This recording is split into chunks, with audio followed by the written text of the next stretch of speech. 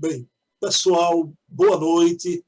Estamos aqui mais uma quarta-feira no nosso programa Herculano, o metro que melhor mediu Kardec, sempre com essa presença ilustre da nossa querida Dona Heloísa Pires, trazendo sempre uma obra de Herculano. Na noite de hoje, vamos ver algo sobre o ser e a serenidade, né?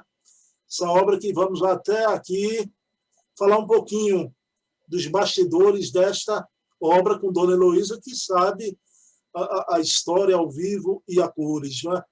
Pessoal, então, vamos iniciar a reunião elevando o pensamento a Deus, agradecendo por mais uma noite de contato espiritual, sim, com o professor José Herculano Pires, que possamos sentir a vibração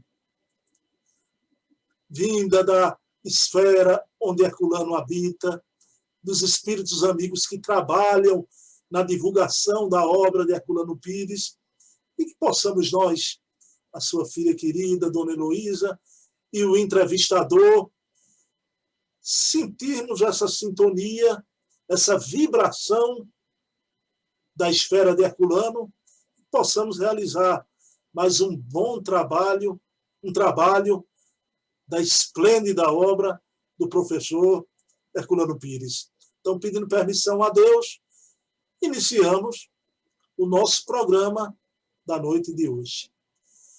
Dona Heloísa, como é que a senhora está? Tudo bem? Graças a Deus, tudo bem. Com Jesus, sempre bem. Minha amiga, viu a entrevista com o Divaldo, já que a gente falou dele? Adorei. O Divaldo está um jovem inteligente, um jovem com saúde. Que Deus continue a envolvê-lo em muita luz, para ele ajudar tantos necessitados nessa hora da Terra, de transição, de mudança, para melhor. Dona Heloísa, é impressionante, aos 94 anos, aquela lucidez. É uma coisa, uma bênção, não é? É uma bênção, é um merecimento, né? E eu digo brincando às pessoas, viu, Dona Heloísa, eu estava tão emocionado que eu estava transfigurado. O Divaldo estava bonito, até eu fiquei bonito também, não vi? Você é bonito, você aceita o Divaldo e todos aqueles que se ligam a Jesus. Gandhi ficou lindo. E o que eu gostei, feito a senhora, Divaldo não, deu uma entrevista sem paramento, no ambiente de casa, né, sentado no sofá, adorei aquilo ali. Foi muito, ficou íntimo, família, né? Isso é muito bom. Dona Heloísa, bem, vamos tratar aqui do ser e a serenidade, né? Mas eu não vou poder deixar de perguntar, isso aqui foi a tese do Herculano, né? O ser e a serenidade. Dona Heloísa, o Herculano, já jornalista, né, laureado no Brasil, ele resolveu estudar filosofia exatamente para inserir o espiritismo. Vejam, pessoal, o amor à doutrina de Herculano. Inserir o espiritismo na discussão filosófica, não é? Aí eu queria, Dona Heloísa, que a senhora trouxesse algo, essa pergunta, a gente sempre faz uma pergunta inicial, a senhora inserisse aqui algo das suas memórias dessa fase, quando Herculano decidiu fazer filosofia, entrar na universidade, mas ele tomou... Olha, eu lembro, a mãe sempre foi também maravilhosa. Nossa, a mãe era incrível. E o pai chegou para a mãe e falou, todos nós juntos, era o conselho de família. E o pai, os dois eram assim, muito preocupados com a opinião dos filhos e de todos os tios que moravam conosco depois da morte da minha avó materna e do meu avô que morava conosco. O pai chegou e falou, Bi, eu gostaria de fazer uma faculdade, eu gostaria de entrar na universidade. É a causa espírita que precisa. Para divulgar, isso me faz falta. E ela disse, pode ficar tranquilo, vá, realiza aquilo que você veio para realizar, que é o mais importante. E foi o que foi feito. O pai entrou na USP, nos primeiros lugares, graças a vários livros publicados e premiados, como Daga Moriga, que teve o prêmio da Prefeitura de São Paulo, e brilhou. Fez sua faculdade, fez seu mestrado, ajudou na constituição da Faculdade de Filosofia de Araraquara e trabalhou lá muitos anos, até que Bezerra de Menezes pediu que ele voltasse para São Paulo. Na época, as viagens eram longas, desgastantes, e não havia possibilidade de várias palestras em seguida, de uma cidade, depois em outra. O Bezerra pediu, imediatamente ele veio para São Paulo. E minha mãe ficou triste, ela falou, ai meu Deus, eu adoro a vida do interior, mas viemos para divulgar a doutrina. Se Bezerra pediu, vamos para São Paulo. E viemos todos nós, e foi muito bom. Que bom, dona Heloísa. Olha, e também foi muito importante para Herculano enfrentar aquele pessoal que não era fácil, né? Ele, com curso de filosofia, enfrentar o padre Quevedo, não é isso? Ele ria em casa, ele falava, ai meu Deus, esse padre é perturbado. Ele quer negar o fenômeno mediúnico, que é a base de todas as religiões, que vem dos séculos. E, às vezes, ele cita livro que nem existe, mas meu pai ria. Só que, na hora da discussão, ele permanecia firme, e o padre depois foi retirado pela própria igreja, porque ele falava, às vezes, tadinho, no sentido de querer defender o pensamento dele, aquilo que ele achava que devia defender, ele vinha com tudo. E, às vezes, se perdia em muitas tolices, a própria igreja tirou, e durante muito tempo ele ficou calado. Aí, quando ele apareceu, que ele começou a falar de novo, ele desencarnou. E do lado de lá, ele já está mergulhado na verdade, se Deus quiser. Dona Heloísa, eu ouvi o Rizzini contando, né, que os dois se encontraram uma vez no hospital, ele e o padre Quevedo, com problema do coração, os dois. Aí, Rizzini, aí padre Quevedo se abraçaram. Aí, quando foram embora, o padre Quevedo se virou, Rizzini, ore para os seus espíritos por mim, viu? Aí o Rizzini olhou para ele, tá bom, padre, ore também para os seus santos por mim. Aí, dona Heloísa... Isso é lindo! Né? E a senhora falou, foi lindo, que aqueles debates muito acalorados, mas Herculano, fora do debate, em casa, comentava rindo sobre o padre Quevedo. Ele achava graça, ele achava interessante, porque ele achava que o padre sabia a verdade, mas que ele defendia a tese dele com todas as forças. São amigos, todos irmãos, pelo amor de Deus, somos filhos de um mesmo pai. Hoje se encontraram, né? Eu sei que Herculano não é a gente, mas dá vontade de dizer, tá vendo, padre Quevedo? Olha que a coisa... Acho que o próprio padre dá risada e fala, bom, era a minha tarefa. Pois é. Ô, dona Heloísa, é tão bom essa forma da senhora falar essas coisas que tira aquela coisa, né, que o povo pensa que era uma guerra, e não era uma discussão filosófica, né? Filosófica.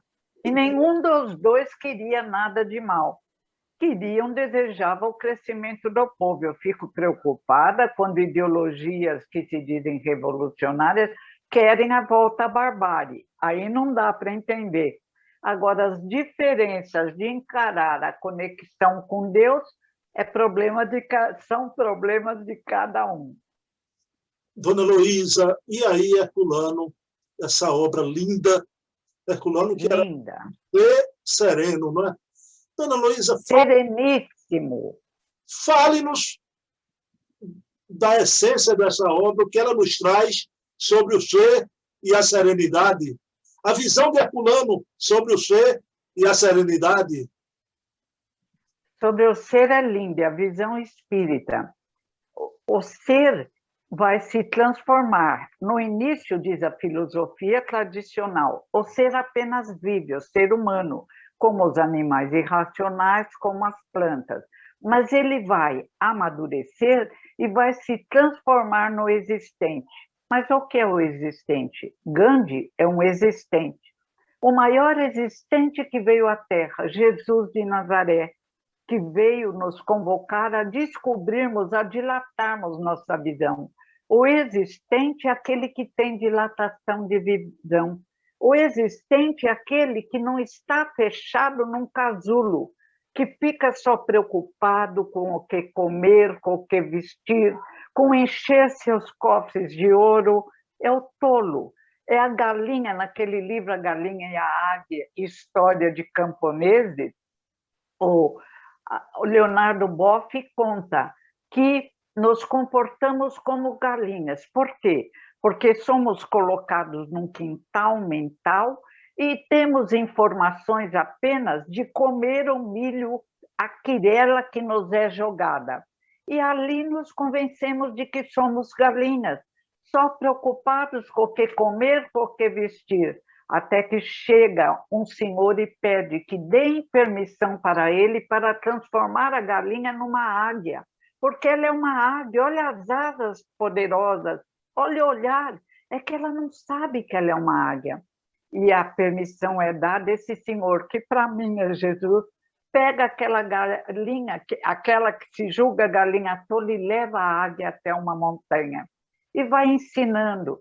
Primeiro, mais embaixo, solta a águia para ela bater as asas, até que finalmente ela bate em direção às suas amigas, em direção ao sol da verdade, e se pergunta: como eu podia pensar que eu era uma galinha tola, que eu não era nada, que eu só devia comer, existir e dormir. E então ela dilata a sua visão e passa a tentar ajudar as suas irmãs águias transformadas em galinhas, por sistemas sociais, por falta de educação, por complexos de culpa do passado, pela própria imaturidade. É lindo, né? Aí ele fala na espiral, a espiral de evolução. No início da espiral temos rectipo, que é estarmos fechados num casulo. No casulo da ignorância, crianças muito pequenas, olhando só dentro do casulo, que nos amesquinha, que nos impede de perceber a verdade, embora tenhamos mais tarde percepções extrasensoriais. Mas na medida que as reencarnações vão passando, vamos nos desenvolvendo. E se aprendemos os professores, as lições que os professores que existiram sempre na Terra, desde 800 anos antes da vinda de Jesus, por ele enviado aos sacerdotes druidas, e continua livro depois da morte de Leon Denis. E essa verdade que custamos aprender e que muitas vezes estava fechada, quando muitas vezes através da dor, do sofrimento, de outras vezes através do amor, como Madre Teresa de Calcutá e Irmã Dulce, que só se dilataram na capacidade do amor e vão ter outras encarnações, talvez tenham já tido a capacidade de compreensão filosófica que estivesse um pouco cerceada para que o amor brilhasse e iluminasse a Terra. E vamos num crescendo, até que nos abrimos como uma flor preciosa no arquetipo, que é a transcendência. Esta é a tarefa do Espiritismo, mostrando que não estamos fechados no mundo físico, como já disse Platão, Sócrates, Buda e tantos outros, que somos luzes, como disse Jesus, e que nossa luz tem que irradiar na compreensão de que somos habitantes de um universo com bilhões de planetas e bilhões de irmãos mais velhos e de irmãos menores do que nós mesmos. Essa é a libertação do ser. Aparece com Jesus quando ele diz: quem é minha mãe, quem é meu irmão? Ele não quis diminuir a família dele, que ele amava tanto. O respeito à mãe aparece no trabalho de Ernesto Renan, que era ex-padre, não é espírita, e com Paulo e com todos. Jesus respeitava profundamente, mas essa visão dilatada. Somos todos mães, pais, irmãos, e somos indivíduos universais, mas nos fechamos no casulo da ignorância e temos medo da vida, medo da morte, medo de perder nossos entes amados. Estamos como aquele peixinho vermelho de Emmanuel. Ele estava fechado num laguinho com seus irmãos. De repente, ele era muito curioso e encontrou uma passagem e saiu do lago e entrou no oceano. Então ele entendeu, saiu do arquetipo, que é o torvelinho do mundo, da ignorância, dos olhos fechados, e foi se abrir no arquetipo, que é a compreensão do universo, do sentido da vida, que é evoluir, que é virar luz. Mas aí ele pensou nessa visão maior, que ele tinha que avisar os irmãos. Foi o que Jesus fez. Falando neste mundo maravilhoso, nessa dilatação, nessa compreensão de absorção da serenidade, que deve ser o nosso estado, porque temos inquietação por falta de compreensão. Desenvolver a conexão com Deus. O Senhor Deus é meu pastor, nada me faltará. E o peixinho volta e vai falar com os irmãos, mas é castigado, apedrejado, e ele tem que voltar para o seu mundo lá fora. Depois o laguinho seca e, pela dificuldade, os irmãos do peixinho vão compreender o que ele havia assinado, mas vão ter que reencarnar e cada um conseguir a libertação da inquietação do mundo, do torvelinho do mundo, situando-se onde quer que esteja na serenidade, que surge do céu azul, mas que também existe dentro de nós. Caso contrário, não conseguiríamos captá-la, absorvê-la, colocando como um céu azul que nos faz mais felizes, que nos faz acreditar que somos existentes e não apenas viventes. Somos imortais, somos indestrutíveis como espíritos. Dona Heloísa, eu queria fazer ainda uma pergunta hoje sobre o professor Herculano. A senhora falando sobre o peixinho, as galinhas de Leonardo Boff, me lembrei da caverna de Platão também, não é? Ah, é! A caverna é linda, né? Ele diz, somos como escravos, acorrentados no fundo de uma caverna. Vemos as sombras que a luz que está fora da caverna projeta e pensamos que as sombras são a realidade. Ainda que fôssemos libertados, ficaríamos cegos pela luz da verdade, do sol, e precisaríamos de uma reeducação para então compreendermos o que é a realidade. É lindo. Platão dizem que foi iniciado, conheceu a verdade secreta, que é o espiritismo. A verdade é uma só e é atemporal. E veja bem, eu acho que na transcendência é onde a gente atinge a serenidade, né? Por isso que a gente tem que ter uma visão transcendente das coisas. Herculano dá 3 regras para conseguir a serenidade. Procura a perfeição. Ele foi durante muito tempo teosofista, até os 19 ou 20 anos, não sei nem da data certa. Ele até disse, Heloísa errou não sei onde, que ela disse tal idade, parece que é 22 anos. Mas isso é um detalhe.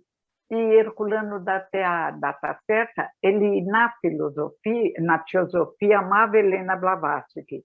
E conta que a secretária de Helena estava preocupada em atingir a perfeição. E ela, colando os selos na carta, pergunta a Helena, como eu posso atingir a perfeição? E o pai diz, a princesa Helena não era muito paciente. Ela fala com voz ríspida, cole direito o selo na carta. Ou seja, realizando com perfeição as pequenas tarefas que conseguiremos nos projetar nas grandes. Faça tudo o que tiver que fazer da melhor maneira possível, mesmo porque faz uma vez só. procura a perfeição, supera as circunstâncias. Num momento difícil, entramos em pânico. Ai, meu Deus! Aí cortamos o raciocínio lógico, mergulhamos no pantanal das emoções desencontradas e ficamos no escuro, perdidos. Precisa acender a luz da razão. Nunca te deixes abater. Quando nos abatemos, perdemos a conexão com as luzes do universo. Falta de confiança em nós mesmos, falta de confiança em Deus, nosso Pai, Senhor de todas as coisas. É necessário, como disse Jesus, orar e vigiar para mantermos essa conexão com as luzes que envolvem a nossa escola, planeta Terra, e que nos envolvem. Espíritos maravilhosos que vêm, como nós, com crianças pequenas, auxiliando no crescimento que nos é necessário. Dona Heloísa, e a minha pergunta sobre o professor Herculano, que era um homem combativo. Sim, pessoal, Dona Heloísa falou em Herculano na fase da teosofia. Veja que homem extraordinário. Mesmo depois de espírita, né, Dona Heloísa, colocou o nome da filha, a irmã de Dona Heloísa, de Helena, em homenagem a Dona Helena Blavatsky. Não é? Helena Blavatsky. Ele amava muito Helena Blavatsky, que respeitava muito. Não é porque a pessoa não conhece um detalhe ou se confundiu, por exemplo, ela apresentou o perispírito do lado de lá como cascão astral. A pessoa desencarnava e o perispírito ficava voando. Chegava um espírito, se vestia e se apresentava para a família. Meu Deus, foi uma pequena confusão, que não é nada perante uma vida magnífica de trabalho, de estudo, de esforço para ensinar aos seus irmãos a verdade. Se ela, às vezes, não compreendeu a verdade, num pequeno pontinho, muito ela compreendeu, auxiliou e continuou a auxiliar a muitos também. Dona Heloísa, então, a pergunta derradeira, falo que nem eu falei para Divaldo, também eu disse isso a ele, a pergunta derradeira, derradeira hoje, quarta-feira, né? Assim esperamos! Semana que vem tem mais. Dona Heloísa, esse homem extraordinário, combativo na defesa da doutrina, mas jamais partia para ataques pessoais, né? Defendia a doutrina. Me fale, Dona Heloísa, esse homem, a sua serenidade no convívio familiar com seus amigos, era um homem sereno, Herculano? Risine conta, Risine foi o melhor amigo de Herculano. Ele considerava Herculano um pai. Diz ele que vieram de muitas encarnações. O pai alegre, brincalhão, não sei se eu contei aqui, mas é um método didático, vou repetir. Ele fundou o Clube dos Jornalistas Espíritas e chegavam pessoas simples que queriam aprender doutrina.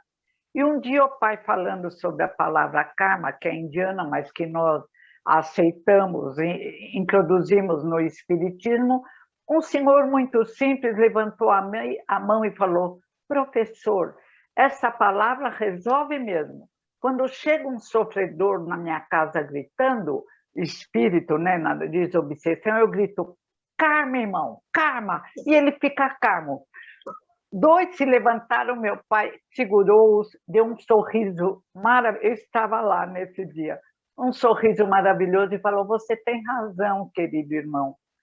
Temos que também lembrar desta palavra de uso popular, que realmente tem esse efeito. Esse karma que eu estou falando é uma palavra indiana, e aí explicou karma sem magoar aquele senhor. Eu era criança, eu achei tão lindo. Agora, quando ele aprendeu isso com Jesus, ele falava que ele tentava seguir o mestre de Nazaré. Quando havia hipocrisia, má fé, aí ele era firme. Mas quando era simplicidade, ele envolvia com muito amor. Como em casa nos envolvia a todos, brincando, rindo. Nunca bateu num filho, nem minha mãe, nunca castigaram um filho, nem minhas tias, nem meu avô. Sabiam que educar é um ato de amor, que só o amor constrói, só o amor liberta. Então, o pai é lindo, o Apóstolo de Kardec, a biografia que Resina escreveu, deixa bem claro. E eu não podia deixar de escrever um pequeno livro de amor ao meu pai, Herculano, Homem no Mundo. Foi publicado vários anos pela PESP, mas eu disse agora para eles, agora vocês me deem o livro que eu vou entregar para a fundação, que o Molina havia pedido.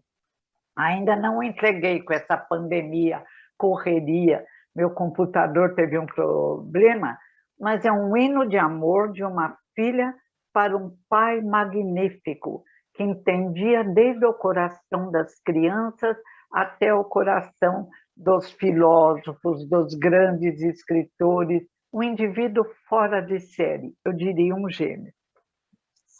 Bom, é por isso que nós que amamos a obra de Herculano, eu queria dizer isso à senhora, é impossível também não amar o ser Herculano Pires. Não é?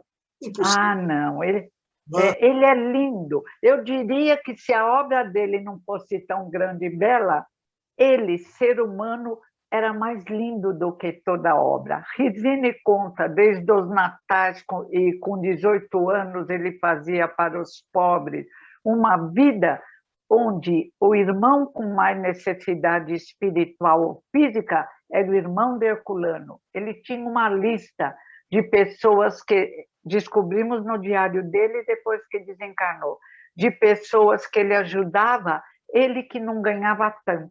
Ele diz que, em outra encarnação, ele deve ter desperdiçado dinheiro. Então, que nessa sempre foi contado. Mas tudo bem, ele estava aprendendo e ainda dividia. O dinheiro é só essa invenção dos turcos. Tem tanta importância, não. Os turcos que inventaram, dona Heloísa. Amiga, olha, E nós estávamos lá. então, me permita dizer, eu amo seu papai, cada vez mais. Ai, amamos. E eu fiquei encantada com o seu amor herculano. Eu falei, nossa, ele é muito inteligente, porque tem uns que dizem, eu não entendo. Eu falo, é claro, não leem? Kardec é muito difícil. Leiam, por favor, leiam, com vontade de aprender. Bem, pessoal, então, resta-nos apenas, infelizmente, por hoje, dona Heloísa, viu? Derradeira por hoje, né? Resta-nos apenas nos despedir. Semana que vem estaremos aqui na mesma Herculano Hora, 20 horas, com essas preciosidades, esse tesouro. Pessoal, a gente está vivendo aqui momentos impressionantes, uma maravilha, né? Que dona Heloísa está nos trazendo devagarzinho, com dose homeopática, é um alimento para a alma, semanalmente, um alimento oriundo deste papai aí, deste ser sereno, professor Herculano Pires. Dona Heloísa, vamos orar. Vamos orar. Agradecer a Deus pela presença na terra deste homem sereno, o homem que nos ensinou a buscarmos a transcendência, a compreensão universal, e que, num gesto de amor e caridade moral, nos explicou os caminhos para alcançarmos uma vida mais alta, uma vida melhor. Então, agradecidos a ti, professor Herculano, e agradecidos a Jesus por enviar à Terra esses queridos e grandes embaixadores da mensagem da luz, encerramos a nossa entrevista, o nosso bate-papo da noite de hoje.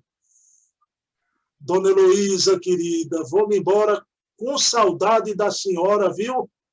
Até semana que vem, viu? Se Deus quiser.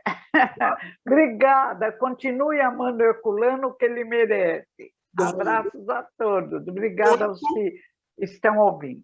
Não é para o fim da vida, é por todas as vidas daqui por diante. Viu?